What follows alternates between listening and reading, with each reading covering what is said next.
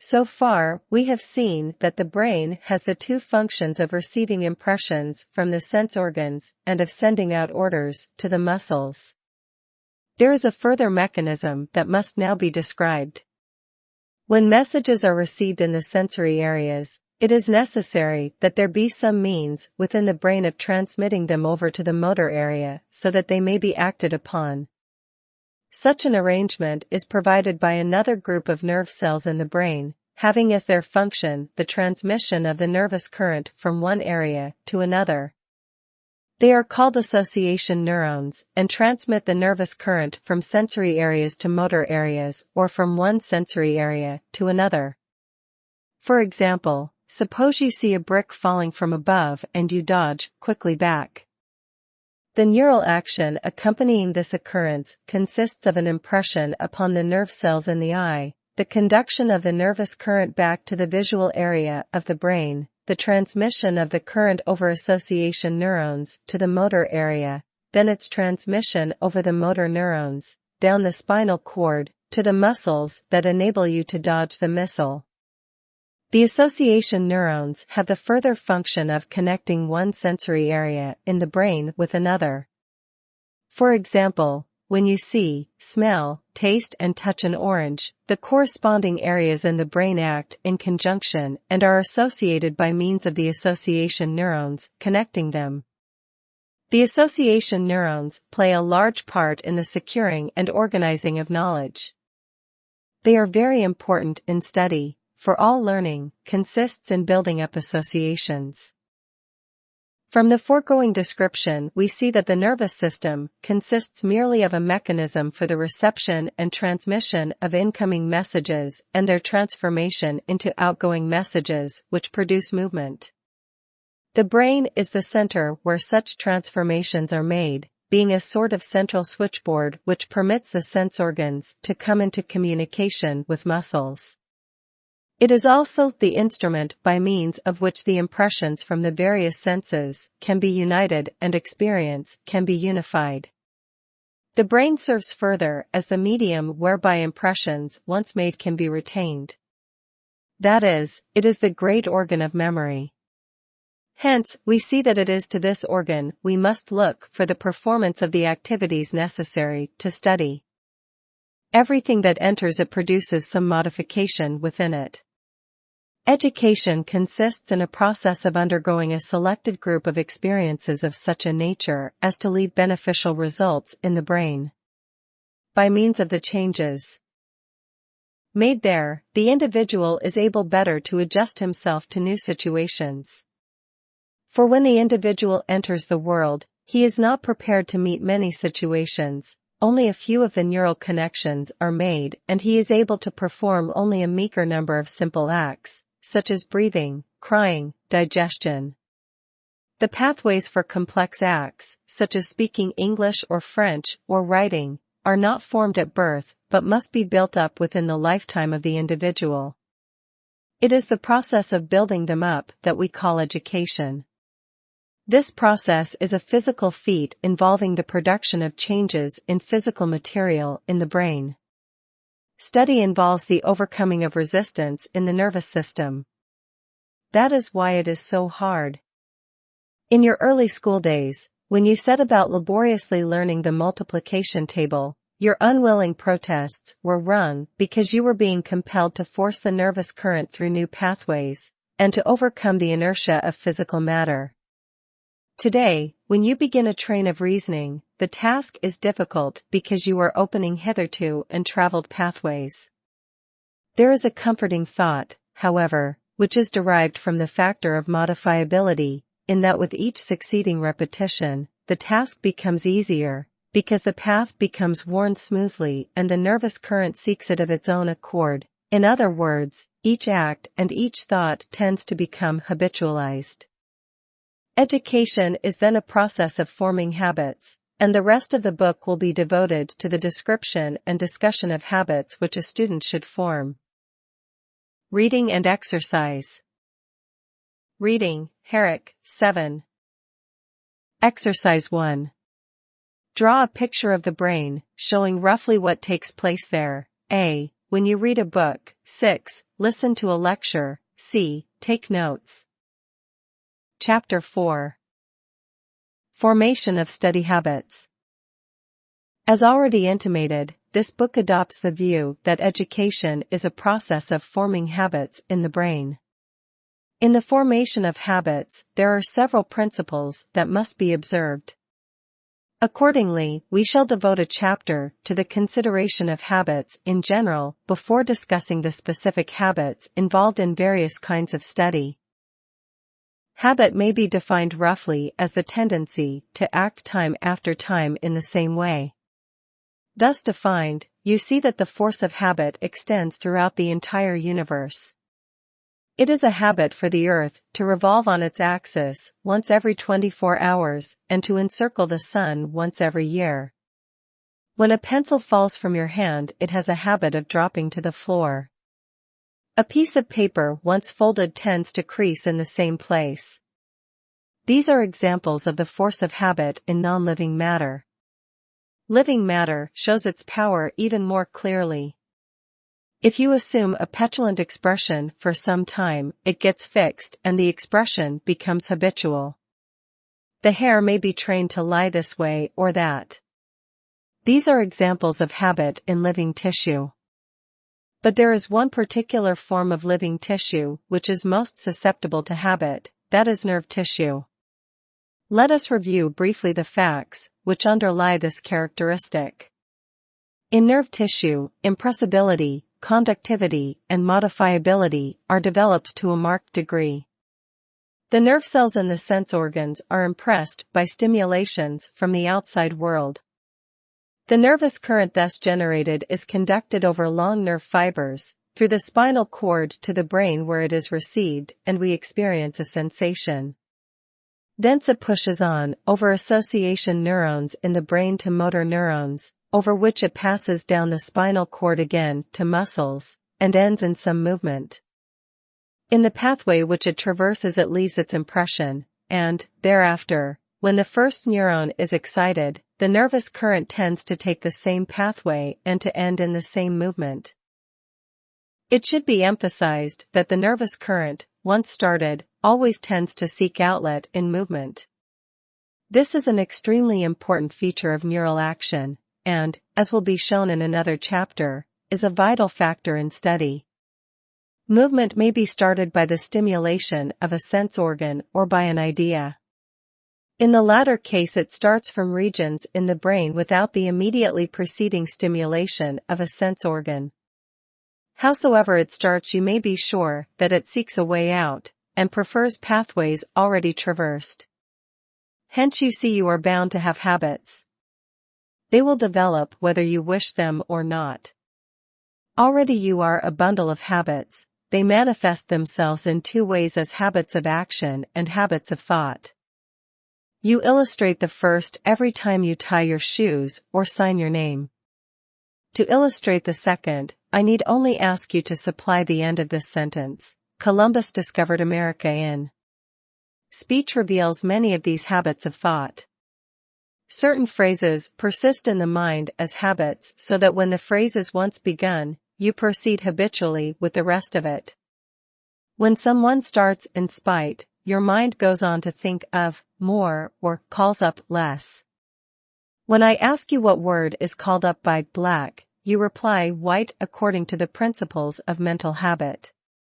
Your mind is arranged in such habitual patterns, and from these examples you readily see that a large part of what you do and think during the course of 24 hours is habitual.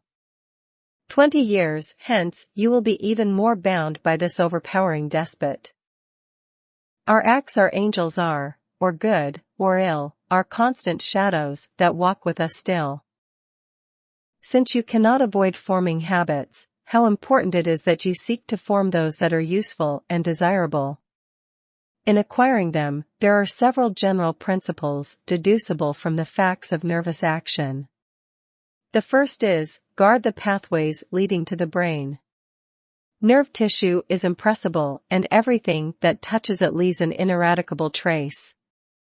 You can control your habits to some extent, then, by observing caution in permitting things to impress you. Many unfortunate habits of study arise from neglect of this. The habit of using a pony, for example, arises when one permits oneself to depend upon a group of English words in translating from a foreign language. Nerve pathways should then be guarded with respect to what enters. They should also be guarded with respect to the way things enter. Remember, as the first pathway is cut, subsequent nervous currents will be directed. Consequently, if you make a wrong pathway, you will have trouble undoing it. Another maxim which will obviously prevent undesirable pathways is, go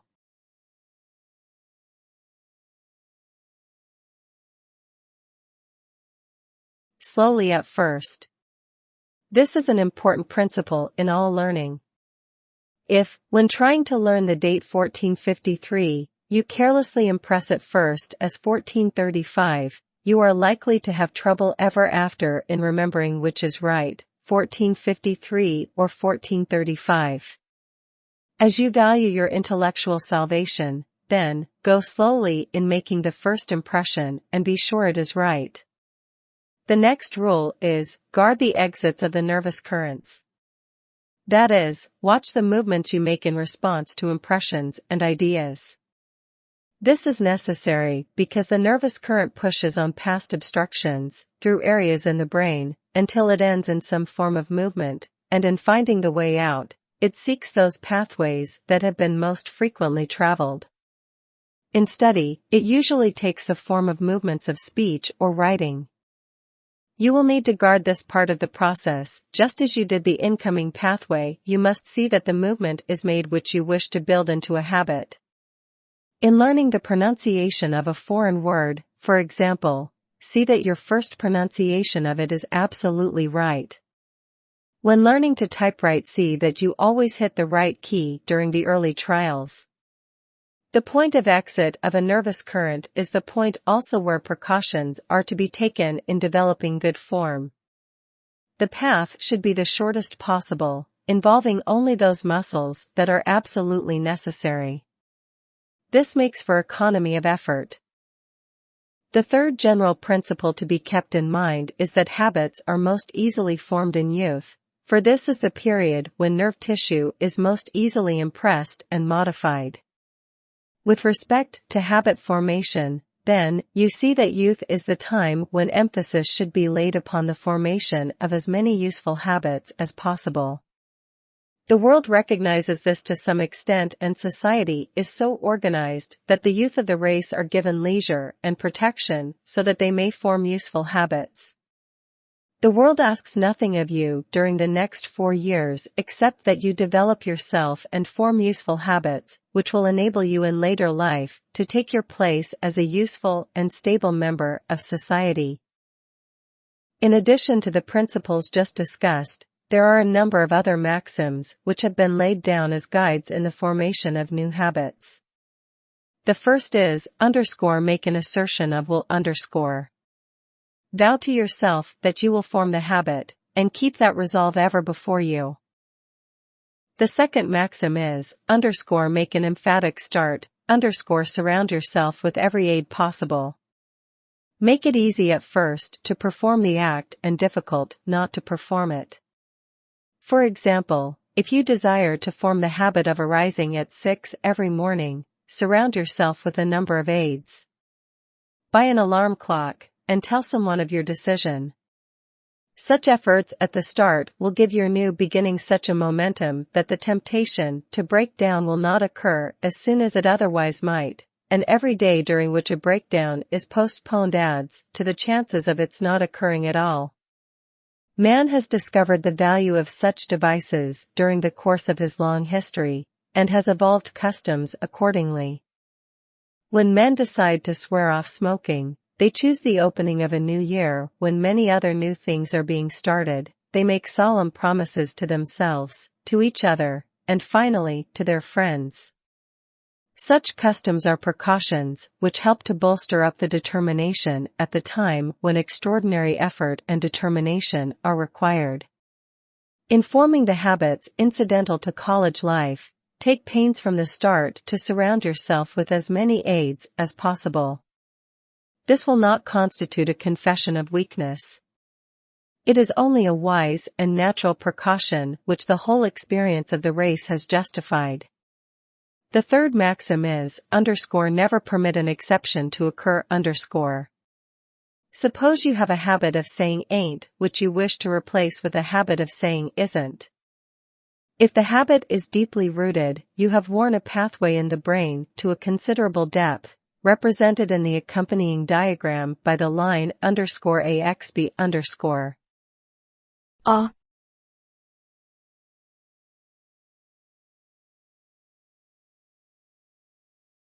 X B C. Let us suppose that you have already started the new habit, and have said the correct word 10 times.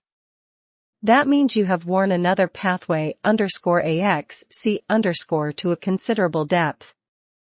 During all this time, however, the old pathway is still open and at the slightest provocation will attract the nervous current. Your task is to deepen the new path so that the nervous current will flow into it instead of the old. Now suppose you make an exception on some occasion and allow the nervous current to travel over the old path. This unfortunate exception breaks down the bridge which you had constructed at _x_ from _a_ to _c_. But this is not the only result. The nervous current, as it revisits the old path, deepens it more than it was before, so the next time a similar situation arises, the current seeks the old path with much greater readiness than before, and vastly more effort is required to overcome it. Someone has likened the effect of these exceptions to that produced when one drops a ball of string that is partially wound. By a single slip, more is undone than can be accomplished in a dozen windings. The fourth maxim is, seize every opportunity to act upon your resolution. The reason for this will be understood better if you keep in mind the fact, stated before, that nervous currents once started, whether from a sense organ or from a brain center, always tend to seek egress and movement. These outgoing nervous currents leave an imprint upon the modifiable nerve tissues as inevitably as do incoming impressions. Therefore, if you wish your resolves to be firmly fixed, you should act upon them speedily and often. It is not in the moment of their forming, but in the moment of their producing motor effects that resolves and aspirations communicate the new set to the brain. No matter how full a reservoir of maxims one may possess, and no matter how good one's sentiments may be, if one has not taken advantage of every concrete opportunity to act one's character may remain entirely unaffected for the better. Particularly at time of emotional excitement, one makes resolves that are very good, and a glow of fine feeling is present. Beware that these resolves do not evaporate in mere feeling. They should be crystallized in some form of action as soon as possible. Let the expression be the least thing in the world, speaking genially to one's grandmother, or giving up one's seat in a car, if nothing more heroic offers, but let it not fail to take place. Strictly speaking, you have not really completed a resolve until you have acted upon it. You may determine to go without lunch, but you have not consummated that resolve until you have permitted it to express itself by carrying you past the door of the dining room. That is the crucial test which determines the strength of your resolve. Many repetitions will be required before a pathway is worn deep enough to be settled. Seize the very earliest opportunity to begin grooving it out, and seize every other opportunity for deepening it. After this view of the place in your life occupied by habit, you readily see its far-reaching possibilities for welfare of body and mind. Its most obvious, because most annoying, effects are on the side of its disadvantages. Bad habits secure a grip upon us that we are sometimes powerless to shake off. True, this ineradicableness need have no terrors if we have formed good habits. Indeed, as will be pointed out in the next paragraph, habit may be a great asset. Nevertheless, it may work positive harm, or at best, may lead to stagnation. The fixedness of habit tends to make us move in ruts unless we exert continuous effort to learn new things. If we permit ourselves to move in old grooves, we cease to progress and become old fogey. But the advantages of habit far outweigh its disadvantages. Habit helps the individual to be consistent and helps people to know what to expect from one. It helps society to be stable, to incorporate within itself modes of action conducive to the common good. For example, the respect which we all have for the property of others is a habit, and is so firmly entrenched that we should find ourselves unable to steal if we wished to. Habit is thus a very desirable asset and is truly called the enormous flywheel of society. A second advantage of habit is that it makes for accuracy. Acts that have become habitualized are performed more accurately than those not habitualized. Movements such as those made in typewriting and piano playing, when measured in the psychological laboratory, are found to copy each other with extreme fidelity. The human body is a machine which may be adjusted to a high degree of nicety, and habit is the mechanism by which this adjustment is made. A third advantage is that a stock of habits makes life easier. There is no more miserable human being than one in whom nothing is habitual but indecision, for whom the lighting of every cigar, the drinking of every cup, the time of rising and going to bed every day and the beginning of every bit of work, are subjects of express volitional deliberation. Full half the time of such a man goes to the deciding or regretting of matters which ought to be so ingrained in him as practically not to exist for his consciousness at all.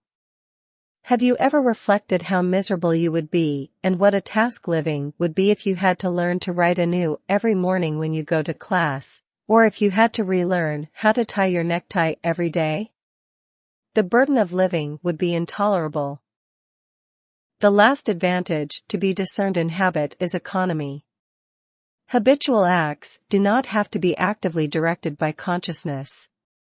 While they are being performed, consciousness may be otherwise engaged. The more of the details of our daily life we can hand over to the effortless custody of automatism, the more our higher powers of mind will be set free for their own proper work. While you are brushing your hair or tying your shoes, your mind may be engaged in memorizing poetry or calculating arithmetical problems. Habit is thus a great economizer. The ethical consequences of habit are so striking that before leaving the subject we must give them acknowledgement. We can do no better than to turn to the statement by Professor James, whose wise remarks upon the subject have not been improved upon. The physiological study of mental conditions is thus the most powerful ally of hortatory ethics. The hell to be endured hereafter, of which theology tells, is no worse than the hell we make for ourselves in this world by habitually fashioning our characters in the wrong way. Could the young but realize how soon they will become mere walking bundles of habits, they would give more heed to their conduct while in the plastic state. We are spinning our own fates, good or evil, and never to be undone. Every smallest stroke of virtue or of vice leaves its never so little scar. The drunken Rip Van Winkle, in Jefferson's play, excuses himself for every fresh dereliction by saying, "I won't count this time." Well, he may not count it and a kind heaven may not count it, but it is being counted nonetheless. Down among his nerve cells and fibers the molecules are counting it, registering it, and storing it up to be used against him when the next temptation comes. Nothing we ever do is, in strict scientific literalness, wiped out. Of course this has its good side as well as its bad one. As we become permanent drunkards by so many drinks, so we become saints in the moral, and authorities and experts in the practical and scientific spheres, by so many separate acts and hours of work. But let no youth have any anxiety about the upshot of his education, whatever the line of it may be. If he keep faithfully busy each hour of the working day, he may safely leave the final result to itself. He can with perfect certainty count on waking up some fine morning, to find himself one of the competent ones of his generation, in whatever pursuit he has singled out. Silently, between all the details of his business, the power of judging in all that class of matter will have built itself up within him as a possession that will never pass away. Young people should know the truth of this in advance. The ignorance of it has probably engendered more discouragement and faint-heartedness in youths embarking on arduous careers than all other causes put together. Exercise. Exercise 1. Point out an undesirable habit that you are determined to eradicate. Describe the desirable habit which you will adopt in its place. Give the concrete steps you will take in forming the new habit. How long a time do you estimate will be required for the formation of the new habit? Mark down the date and refer back to it when you have formed the habit, to see how accurately you estimated. Chapter 5. Active imagination. A very large part of the mental life of a student consists in the manipulation of images. By images we mean the revivals of things that have been impressed upon the senses. Call to mind for the moment your house number as it appears upon the door of your home. In so doing you mentally reinstate something which has been impressed upon your senses many times, and you see it almost as clearly as if it were actually before you. The mental thing thus revived is called an image. The word image is somewhat ill-chosen, for it usually signifies something connected with the eye, and implies that the stuff of mental images is entirely visual. The true fact of the matter is, we can image practically anything that we can sense. We may have tactual images of things touched, auditory images of things heard, gustatory images of things tasted, olfactory images of things smelled. How these behave in general, and how they interact in study, will engage our attention in this chapter. The most highly dramatic use of images is in connection with that mental process known as imagination. As we study the writings of Jack London, Poe, Defoe, Bunyan, we move in a realm almost wholly imaginary. And as we take a cross-section of our minds when thus engaged, we find them filled with images. Furthermore, they are of great variety, images of colors, sounds, tastes, smells, touches, even of sensations from our own internal organs, such as the palpitations of the heart that accompany feelings of pride, indignation, remorse, exaltation. A further characteristic is that they are sharp, clean-cut, vivid. Note in the balcony scene from Romeo and Juliet the number, variety, and vividness of the images. But, soft. What light through yonder window breaks? It is the east, and Juliet is the sun.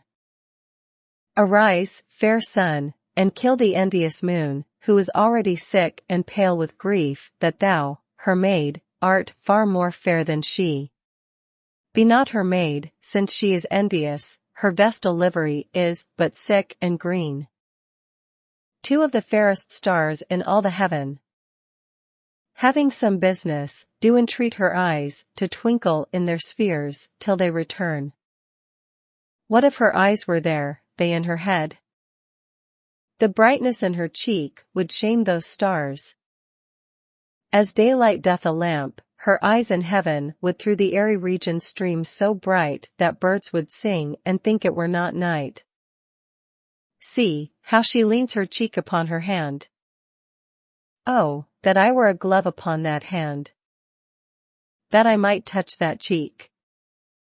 We may conclude, then, that three of the desirable attributes of great works of the imagination are number, variety and vividness of mental images. One question that frequently arises concerning works of the imagination is, what is their source? Superficial thinkers have loosely answered, inspiration, implying, according to the literal meaning of the word, to breathe in, that some mysterious external force, called by the ancients a muse, enters into the mind of the author with a special revelation. Psychological analysis of these imaginative works shows that this explanation is untrue. That the bizarre and apparently novel products arise from the experiences of the author, revived in imagination and combined in new ways. The horrendous incidents depicted in Dante's Divine Comedy never occurred within the lifetime experience of the author as such. Their separate elements did, however, and furnished the basis for Dante's clever combinations. The oft-heard saying that there is nothing new under the sun is psychologically true. In the light of this brief analysis of products of the imagination, we are ready to develop a program which we may follow in cultivating an active imagination.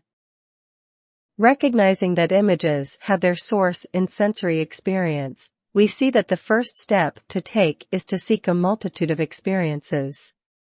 Make intimate acquaintance with the objects of your environment. Handle them, tear them apart, put them together, place them next to other objects, noting the likenesses and differences. Thus you will acquire the stuff out of which images are made and will stock your mind with a number of images. Then when you wish to convey your ideas, you will have a number of terms in which to do it. One of the characteristics of a free-flowing imagination. The second characteristic we found to be variety. To secure this, seek a variety of sensational experiences. Perceive the objects of your experience through several senses: touch, smell, sight, hearing, taste. By means of this variety in sensations, you will secure corresponding variety in your images. To revive them easily sometimes requires practice. For it has been discovered that all people do not naturally call up images related to the various senses with equal ease. Most people use visual and auditory images more freely than they do other kinds. In order to develop skill in evoking the others, practice recalling them. Sit down for an hour of practice, as you would sit down for an hour of piano practice. Try to recall the taste of raisins, English walnuts, the smell of hyacinths, of witch hazel, the rough touch of an orange skin. Though you may at first have difficulty, you will develop, with practice, a gratifying facility in recalling all varieties of images. The third characteristic which we observed in works of the imagination is vividness. To achieve this, pay close attention to the details of your sensory experiences. Observe sharply the minute but characteristic items: the accent mark on _après_, the coarse stubby beard of the typical alley tough. Stock your mind with a wealth of such detailed impressions. Keep them alive by the kind of practice recommended in the preceding paragraph. Then describe the objects of your experience in terms of these significant details. We discovered, in discussing the source of imaginative works, that the men whom we are accustomed to call imaginative geniuses do not have unique communication with heaven or with any external reservoir of ideas. Instead, we found their wonder-evoking creations to be merely new combinations of old images. The true secret of their success is their industrious utilization of past experiences according to the program outlined above. They select certain elements from their experiences and combine them in novel ways. This is the explanation of their strange, beautiful, and bizarre productions. This is what Carlyle meant when he characterized genius as the transcendent capacity for taking trouble. This is what Hogarth meant when he said, "Genius is nothing but labor and diligence." For concrete exemplification of this truth, we need only turn to the autobiographies of great writers. In this passage from John Barleycorn, Jack London describes his methods. "Early and late I was at it, writing, typing, studying grammar, studying writing and all forms of writing, and studying the writers who succeeded in order to find out how they succeeded. I managed on 5 hours sleep in the 24, and came pretty close to working the 19 waking hours left to me.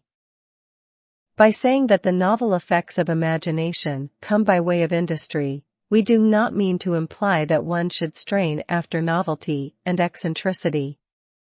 Unusual and happy combinations will come of themselves and naturally if one only makes a sufficient number. There are laws of combination, known as the psychological laws of association, by which images will unite naturally. The number of possible combinations is infinite. By industriously making a large number, you will by the very laws of chance, stumble upon some that are especially happy and striking. In summarizing this discussion, we may conclude that an active fertile imagination comes from crowding into one's life a large number of varied and vivid experiences, storing them up in the mind in the form of images, and industriously recalling and combining them in novel relationships. Mental images occur in other mental processes, besides imagination. They bulk importantly in memorizing, as we shall see in chapters 6 and 7, and in reasoning, as we shall see in chapter 9. Throughout the book, we shall find that as we develop ability to manipulate mental images, we shall increase the adaptability of all the mental processes. Reading and exercises. Reading, Dearborn, 2, Chapter 3. Exercise 1. Call up in imagination the sound of your French instructor's voice as he says _étudiant _. Call up the appearance on the page of the conjugation of _être present tense. Exercise 2. Choose some word which you have had difficulty in learning. Look at it attentively, securing a perfectly clear impression of it, then practice calling up the visual image of it, until you secure perfect reproduction. Exercise 3. List the different images called up by the passage from Romeo and Juliet _. Chapter 6. First aids to memory, impression. Of all the mental operations employed by the student, memory is probably the one in which the greatest inefficiency is manifested. Though we often fail to realize it, much of our life is taken up with memorizing. Every time we make use of past experience, we rely upon this function of the mind, but in no occupation is it quite so practically important as in study. We shall begin our investigation of memory by dividing it into 4 phases or stages: impression, retention, recall, and recognition. Any act of memory involves them all. There is first a stage when the material is being impressed, second, a stage when it is being retained so that it may be revived in the future, third, a stage of recall when the retained material is revived to meet present needs, fourth, a feeling of recognition, through which the material is recognized as having previously been in the mind. Impression is accomplished through the sense organs, and in the foregoing chapter we laid down the rule: guard the avenues of impression and admit only such things as you wish to retain. This necessitates that you go slowly at first. This is a principle of all habit formation, but is especially important in habits of memorizing. Much of the poor memory that people complain about is due to the fact that they make first impressions carelessly. One reason why people fail to remember names is that they do not get a clear impression of the name at the start. They are introduced in a hurry, or the introducer mumbles, consequently no clear impression is secured. Under such circumstances, how could one expect to retain and recall the name? Go slowly, then, in impressing material for the first time. As you look up the words of a foreign language in the lexicon, trying to memorize their English equivalents, take plenty of time. Obtain a clear impression of the sound and appearance of the words. Inasmuch as impressions may be made through any of the sense organs, one problem in the improvement of memory concerns the choice of sense avenues.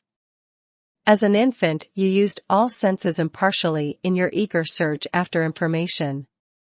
You voraciously put things into your mouth and discovered that some things were sweet, some sour. You bumped your head against things and learned that some were hard and some soft. In your insatiable curiosity, you pulled things apart and peered into them, in short, utilized all the sense organs.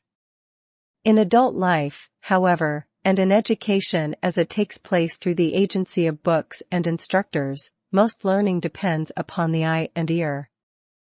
Even yet, however, you learn many things through the sense of touch and through muscle movement, though you may be unaware of it.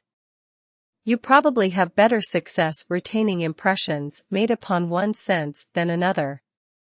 The majority of people retain better things that are visually impressed. Such persons think often in terms of visual images. When thinking of water running from a faucet, they can see the water fall, see it splash, but have no trace of the sound. The whole event is noiseless in memory. When they think of their instructor, they can see him standing at his desk, but cannot imagine the sound of his voice. When striving to think of the causes leading to the Civil War, they picture them as they are listed on the page of the textbook or notebook. Other people have not this ability to recall in visual terms, but depend to greater extent upon sounds. When asked to think about their instructor, they do it in terms of his voice. When asked to conjugate a French verb, they hear it pronounced mentally, but do not see it on the page. These are extremes of imagery type, but they illustrate preferences as they are found in many persons.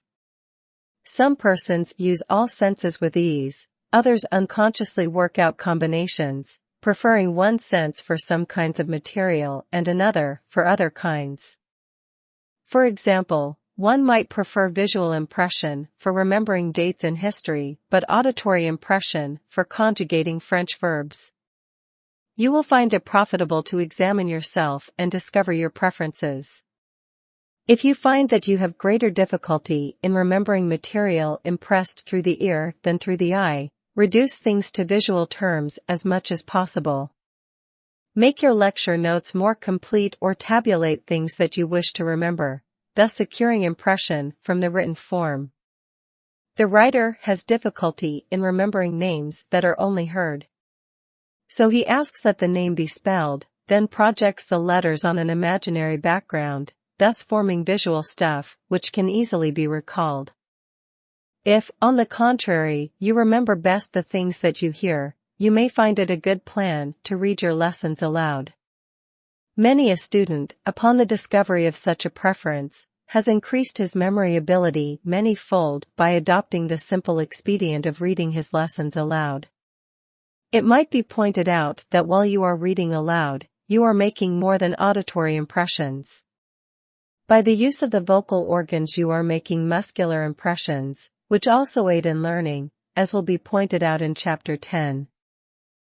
After this discussion, do not jump to the conclusion that just because you find some difficulty in using one sense avenue for impression, it is therefore impossible to develop it. Facility in using particular senses can be gained by practice. To improve ability to form visual images of things, practice calling up visions of things.